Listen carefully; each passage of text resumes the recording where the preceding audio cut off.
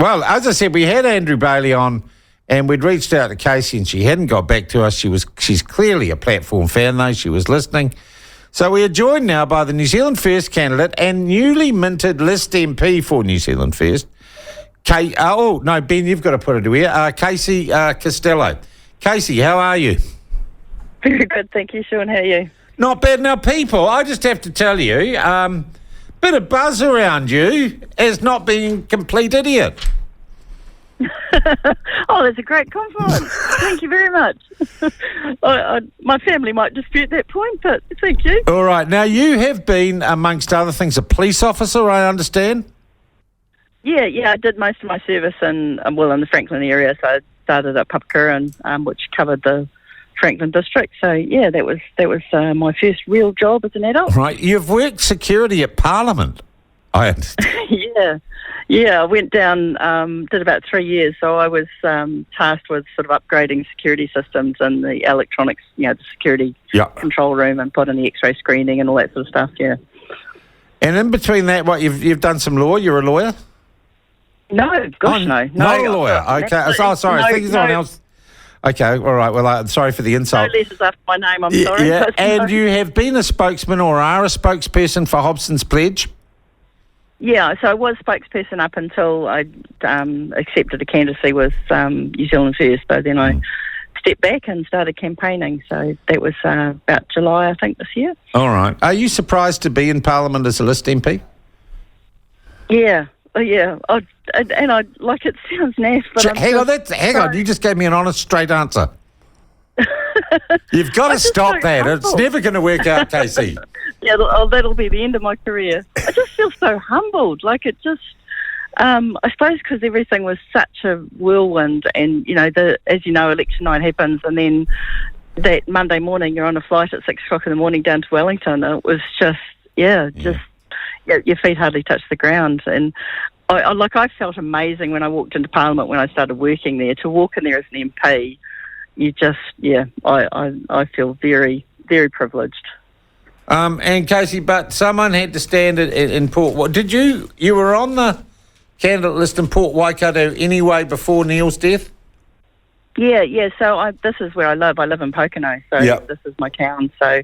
Yeah, so I was campaigning for the electorate seat, and I really wanted to be the voice. I mean, it was, as you said, it's been a national stronghold forever, but this is my town, and so I wasn't going to sort of step back and go, well, hand it over to someone else. And was tragic. Neil's passing was just awful, and it feels kind of a bit, nasty to be running a campaign, but. I'm standing the same reason I did before. It's my town. I want to be a voice, and if I don't win, at least Andrew Bailey's going to have someone nipping at his heels to make sure he steps up and does the hard work, because it hasn't been happening to date. And there's a lot of work that needs to be done for this area. Right. No ACT candidate, no Labor candidate. Are the Greens standing someone? No Greens. They didn't. And actually, at the debates I had during the main campaign, the candidate wasn't actually here. They had a stand-in person. I think the candidate was away or something, so I don't even know who that candidate was. Okay. Is Liz Gunn running anyone? Kim Turner, who she stood in the general election campaign as well, so she's standing. Right. And as you said, the women's rights, and there's a animal rights party as well standing. Great. Fantastic, depending on what a woman is. Casey, let's be honest. Andrew Bailey's going to win this at a canter. But I guess you're not doing anything more with the time because we're not getting an agreement on coalition government. Can I ask you, are you involved in those coalition negotiations? Are you guys, as the caucus of New Zealand First, getting, and I'm not asking you for details, but are you guys being kept in the loop, or is that just Winston? Oh, no, definitely kept in the loop. But because I flew out of Wellington on Thursday night because I had some meetings up here, so I don't fly back down till tonight. So I've been pretty remote from it. But yeah, we're all engaged. We're all sort of working together, and And you feel it's moving in the right direction? I mean, I think all the indications from the outside are that progress is being made.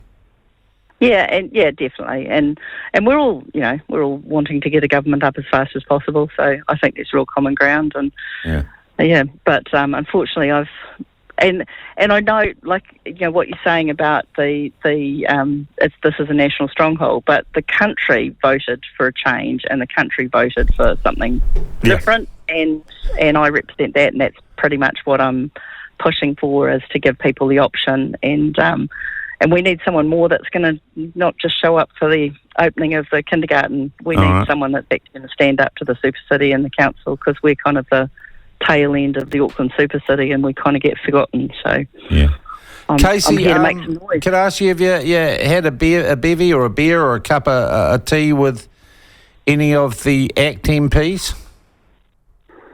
No, because when we've been down there, we've sort of been.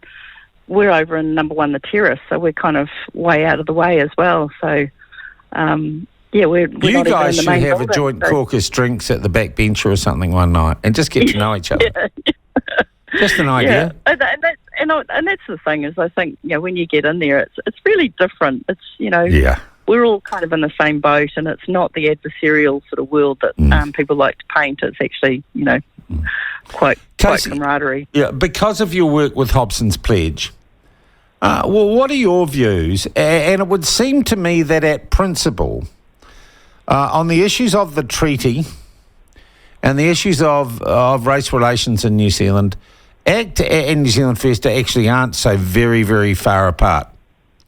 This idea of equity, of not discriminating on the basis of race, those are strong principles for both parties. Yet the referendum seems to be a contentious issue, particularly for National.